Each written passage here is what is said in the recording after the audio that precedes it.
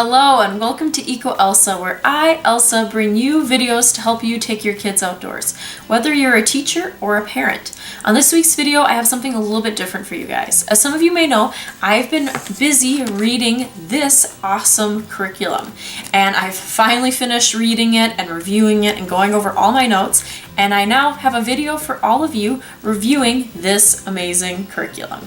So this video will be all about Project Wild, what it is, why you should use it as a teacher or a parent, and what I really like about it.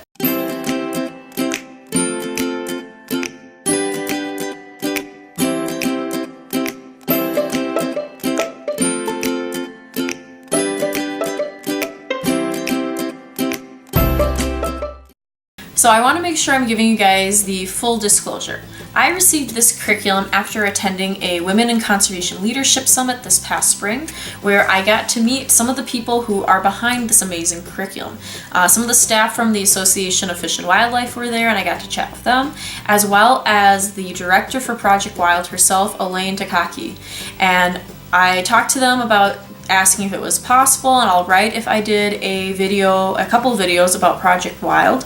And they said yes, as well as they were nice enough to send me the brand new 2018 edition of Project Wild, which is really super exciting and amazing.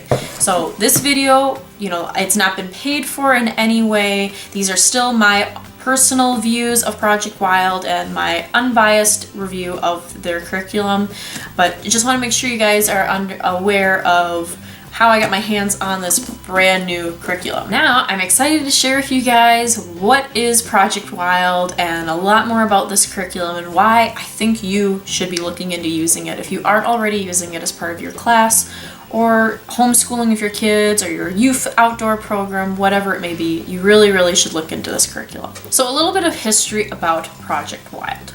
Project Wild is an environmental education program that was started in 1983 in the US. The main focus of Project Wild is to provide educators with workshops and a curriculum guide to engage their students in learning about wildlife while also meeting other curriculum standards like in English and math, for example.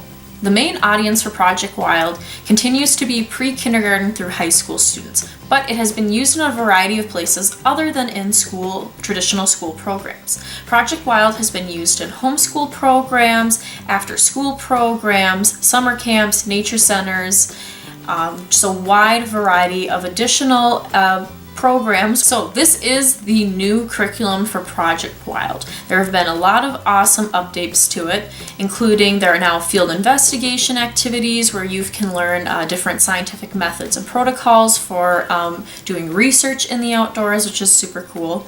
There are now outdoor components to a lot of the activities. In fact, between the field investigations and the outdoor components that are added on as part of the activity or an extension, you can now go outside and do every single Project Wild activity in this book. And part of the reason EcoElsa is so behind this new edition, that's because my goal is getting you all outdoors learning. I love Project Wild to begin with. A lot of the activities you could take students outside. You didn't necessarily have to be outside, but you could.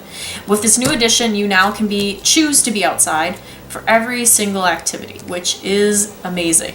And it's going to help you teachers out a lot with getting your students outdoors learning. There is also now in step with STEM activity extensions, so there are now science, technology, engineering, or math components to all the different activities, so you can make sure you're hitting some of those core. There's also now a wild work section as part of each activity. This is a little section of the page that shows what people in the field do that actually has to do with the activity your students are learning about. So maybe you're learning about wildlife populations, so there'll be a little section that talks about what a wildlife biologist does. Now, I know you guys don't want to just look at me while I'm talking. You might want a little sneaky peek at this curriculum here, huh? A little sneaky peek.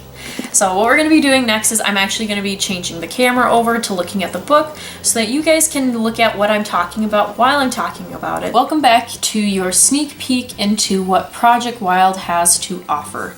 Ta-da! So what we're going to be doing is we'll be looking at some of the beginning chapters and end chapters, and I'll give you one activity as a reference so that you can kind of see what I'm talking about with the activity pages and how they're laid out. There are a total of 81 activities, or at least listed named activities in here, You'll see what I mean when I show you an example, because each activity might have a couple different activities within it that you can pick one or the other, or it will have extensions and additional activities and ways of changing the activity. So here they go into some of the background on wildlife conservation, specifically the North American model of wildlife conservation. A lot of good information on this, things to learn, but the big thing that I really appreciate in here is they talk about how hunters and fishermen are actually the ones leading the charge for us to at first conserve a lot of wildlife. And here is one of the cool things about Project Wild. Project Wild activities go through a 3-part review process. So in the first part, they are reviewed by experts for the educational effectiveness of the material. Then they are pilot tested by teachers and researchers to revise the material so that they are more effective. And lastly, they are field tested by independent researchers who are watching teachers and students using the materials to make sure it is getting across and doing what it needs to be doing. These materials, these activities, they have been very efficiently and effectively reviewed, so you know you're getting good quality stuff that's already been tested by teachers for teachers, and has not just been created by someone in the office who's like, I think this activity will work for teachers. You should do this, and this should be your standard. They also have a section that goes into some good information for when teaching outdoors. So if you've watched my videos, you've gotten some of this already. Actually, I think I go over a lot of the same things they go over. So it's a good refresher then if you are familiar with teaching outdoors, and if not, it's a good place to start when you're starting to think about where to go outdoors. And different points to keep in mind, like what do you tell your students and what do you tell the parents and how do you prepare? But if you're looking for more resources, which I highly recommend, please check out some of my other videos on taking kids outdoors and how to prepare and prep and what to do when you're outdoors. Now, one of the also really great, awesome new things about the new Project Wild is they're doing a larger focus on field investigations. So a field investigation is when you're taking students outside to actually observe and do research on something in the outdoors, whether it's plants, wildlife, whatever. They go into a ton of in-depth details on how to do field investigations. They even go over some of the activities that are more known for doing field investigations with. Lots of good information. They talk about how to come up with a question, how to plan the experiment, how to carry out the experiment out there. Since Project Wild's main focus is on wildlife and it's on engaging teachers on how to teach about wildlife and get their students outdoors, how the book is divided into sections is based on wildlife topics. So the very first section is on ecological knowledge, and so this is kind of like the foundation for most of the other activities. So ecological knowledge is focused on covering things like ecosystems, populations, habitats, interdependence, and biodiversity. The second section is on social and political knowledge, and this is focused on covering things in cultural, economic, historical, and political perspectives and considerations. So getting into more of the people and how the people are interacting with wildlife.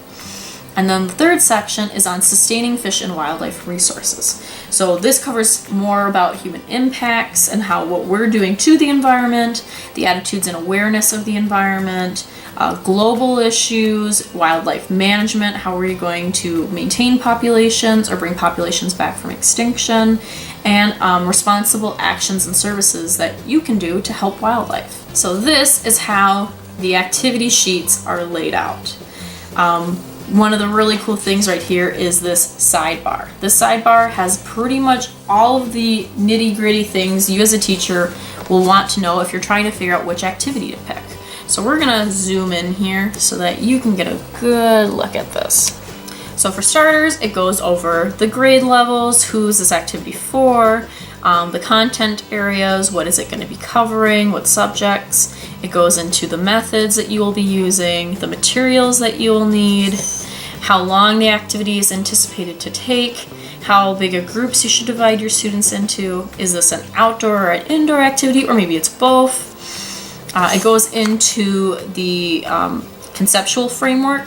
So this is going to be a resource that you can find more online, but this is to help you figure out if it's going to meet different standards that you have to meet. But you're a teacher for the most part, you could look through this and see what it's covering and know whether or not it's going to meet one of your standards. It also has a section on terms to know and any appendices that you might want to reference or use as part of this activity. We have how the rest of it is organized. So it goes into opening statements, the objectives of what they're going to be covering, background information to help you with understanding what you're going to be teaching, the procedures for the activity, so the different steps you're going to be taking, so the intro, the middle of the activity, what the students are going to be doing, followed by any kinds of discussions.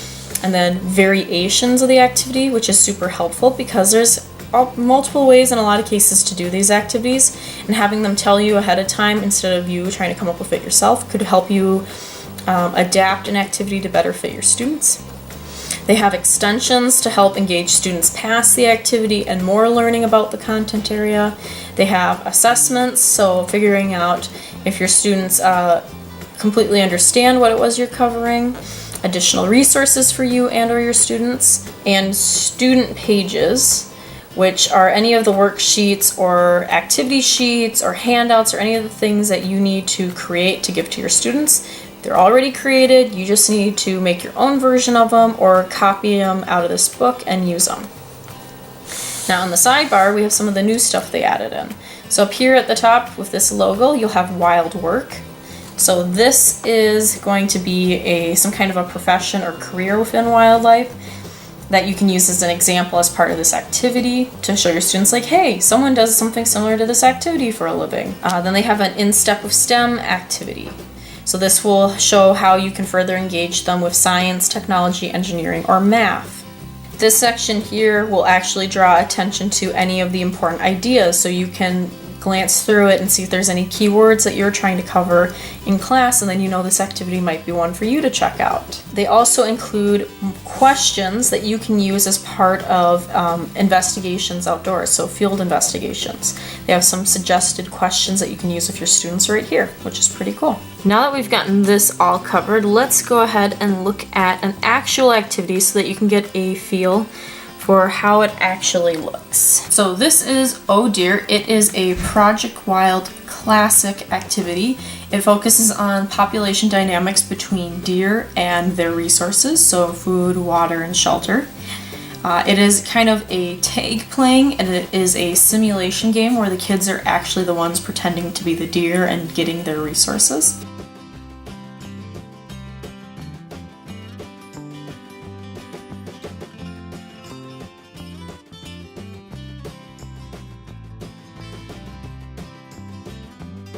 So now that we've gotten this covered, we're going to be going to the back of the book. They also give you some examples of how to adapt activities to early childhood classrooms. They also have a early childhood curriculum and workshop, so if you're more interested in that, you always can. Now, there's 81 activities throughout this entire book. So, I hope you're not thinking, oh no, I'm going to have to read through every single one of these activities just to find the one that I'm looking for. We got you covered. You don't have to do that. So, here are some of my little dun-da-da-duns. They have all these great indexes or tables that you can use to try and find the activity that best fits for you and your students. So this one is specifically for grade level, so it lists all the different activities alphabetically. And then it also has a key up here for figuring out which grade level they are for, but you have lower elementary, upper elementary, middle school, and high school. Then you get into this, which is probably hands down one of the best indices. So once it goes into which is the activity, it gives you a page number, it tells you which grade level it's for, so you have an idea of that.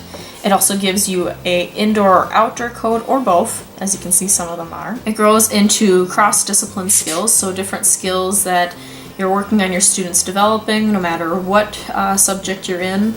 So we have things like classification, comparison, evaluation. So these are all things that if they have a dot in the square, obviously the activity has it then.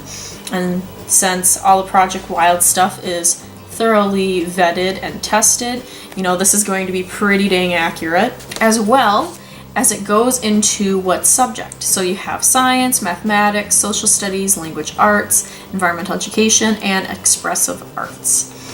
So each one of these black triangles means it covers something in one of those subjects. And the best part about this is if you look at every single activity has at least 2 black triangles, if not more. The next section is on topics. So this is the topic index. This is more focused on concepts within science and environmental education.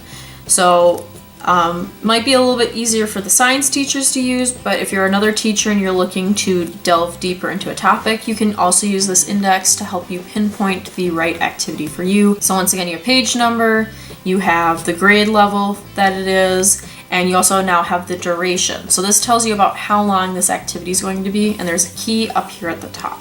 And you have things like adaptations, biodiversity, habitats, land use, sustainability, just a variety of topics that are covered in here. Now, what's great is the next section is a unit planning suggestion list. So once again, it's going into these topics, things like adaptation and biodiversity, but what it's doing now is for each of the age groups, so lower elementary, upper, middle school, high school, it lays out a list of activities within this that covers what you're looking for. This next page talks about using simulations for teaching students. So this is kind of like what's happening in Oh Dear, where the kids are acting out pretending to be deer. It's a great learning and teaching method. You also have how to evaluate and assess student learning, so figuring out if they're actually learning the concepts you're trying to teach them. This is a great section as well. It's an inventory of scientific methods that your students can use as part of doing research. So you don't even have to figure out a method for your students for how to research a specific animal or how to reference it with other scientific studies. You can search through here and see if there is a research method that works well for your students. So this is once again kind of more for the field investigations. It also goes into preparation, so how to get ready for you doing your study, different tests that you can do, so like plot studies and transect lines. It goes into more detail with those as well. The next section is on service learning, which is one of my favorites. Service learning is kind of what it sounds like. It's your students learning through doing a service for the community, whether it's the school, your classroom, or the environment or around the school. Whatever it may be, they're seeing there's an issue in the community and coming up with a solution for how to fix that problem. So they have a great section for this. They have a few pages that talk about service learning and the process for you as a teacher being the facilitator, whether you're taking more of the lead or you're having it be more student-led. It gives you the 7 steps of action as well that you can use for doing service learning, and ways for measuring success as well. This is another good reason for why to get the book. But if you also are looking for more training specifically on service learning, there's another really great workshop that's done through the Jane Goodall Institute that's called Growing Compassionate Leaders. I've taken the class before. It's online. It was free when I took it. I believe it still is. I think it's if you want CEU credits, you have to pay. But it is a great workshop. You learn a lot about how to be a good facilitator for doing service learning for your students. So if you're more interested in that, link in the description for the Growing Compassionate Leaders class from the Jane Goodall Institute. This is another great little section. It's called Using Local Resources. And so the main focus on this is finding experts that you can maybe use some of their data for your students to use for their research purposes in class, so they can learn on how to use data sets, or maybe to compare it to some of their own research on a similar thing, if you can find someone researching the same thing in the area. Additionally, it's how maybe you can interview the researchers so that you can bring back more than just data to your students as part of class to help encourage their learning and to see that it's not just something in the classroom, that it has real-world implications. Field ethics, so some good ethics for your students to learn when conducting research in the field, or just being outdoors in general, for like how to treat animals and plants, how to interact, putting things back where you found it. They also go into effective climate change education, which is really awesome since this is becoming more and more of a big topic in classrooms in the world. So it goes into how to effectively have discussions with your students and how to talk about the research and the science behind it. I definitely really appreciate this. I learned a lot from reading it on how to better address climate change when talking with students in the future. This is a section that talks about why Project Wild uses the ecosystem concept for a lot of their stuff. The big thing is because everything is connected, you can't just learn about a food chain, it's more of a food web. And if you're trying to save one species of animals like the panda, you can't just focus on that one animal. You have to think about the ecosystem as a whole, since everything is connected. And then lastly, they have their student question pages. So this one is a worksheet to help students come up with a question. These are more focused on field investigation. This worksheet helps students come up with a figuring out their conclusion. This worksheet is helping with data collection, so you could photocopy these and use them in class. And a nice list of all the other different curriculum and workshops that they offer. So these are all great things for you to check out. Whew, that was a lot to get through, huh? So now that we've gotten that all done, you've gotten to see the nitty-gritty of the book, gotten some examples of how the activities are set up, and seen a lot of the pages that I'm going to be talking about. Here is my one thing that I do wish Project Wild had, followed by 3 things that I absolutely love about this book and are part of the reason why I am recommending it to you so much. First of all, the one thing I would change if I could is I would add in another index, kind of like this one, but focused on the specific, some of the specific general areas within math and social studies and language arts and expressive arts. Since those are all can be such broad categories, I mean, you could have everything from acting out in art to actually painting and drawing. And same with math, I mean, you can have everything from subtraction and addition to graphing to doing actual like sample studies, more high school level stuff. So that being said, I do wish it did have a table back here that had each of these subjects broken down a little bit more, so that as a math teacher I could go, oh good, this is a activity that covers graphing, so I can go and look at that one instead of having to go and look at every single math activity and find the one that had graphing or that had statistics, whatever it was I was trying to cover more specifically with my students. So that is the only thing that I do wish it had. And if you guys give me a little bit of time, maybe I'll just put one together myself for you. I'll go through all 81 activities and I'll just give you a general idea of what area in math it covers. Overall, it's such a little thing that honestly, it's not that big of a deal. It just would make it a little bit more convenient for some of the teachers, because there are a lot of other teachers who would really like to use Project Wild, or they do use Project Wild, and it's something that makes it a little bit harder for them to find an activity really quickly that is going to fit their needs. Overall, there is so much to love about the Project Wild curriculum, but I narrowed it down to my 3 top things just to make it easier for you. I'm sure you've heard throughout the video me saying all the things I love this, I love that, but there are 3 really big things that when it really comes down to it is why Project Wild is such an effective and amazing curriculum and why you should get it and you should use it. So starters, I love the way the activity sheets are set up. Like I said, this sidebar itself is just a huge time saver. It makes it very easily to scan through and see if an activity will work for you or not. And they include a lot within each activity that makes it really easy. I mean, you pretty much already have this activity ready to go. You don't have to do much planning besides what day you're going to do it, how much time you'll need, and getting the supplies together, your materials, and then whatever background information you need to read to be ready for your students. It makes it very easy for teachers to use, especially if you're in a little bit of a pinch for trying to plan an activity. You don't have to do one completely from scratch. You got this that you can use, which is very helpful. The second thing that I really appreciated about this is that it is so interdisciplinary. I mean, you saw this.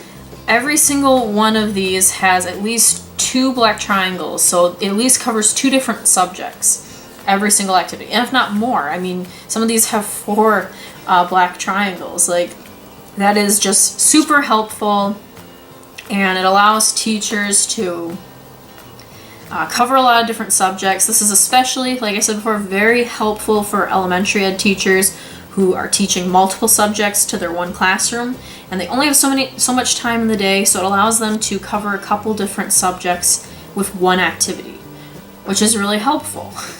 And the third and final thing for why I love Project Wild, and I think it's just a super amazing curriculum, is that it is so thoroughly tested. I mean, it goes through the activities and the materials go through 3 different rounds of testing, plus there's been additional studies done on it.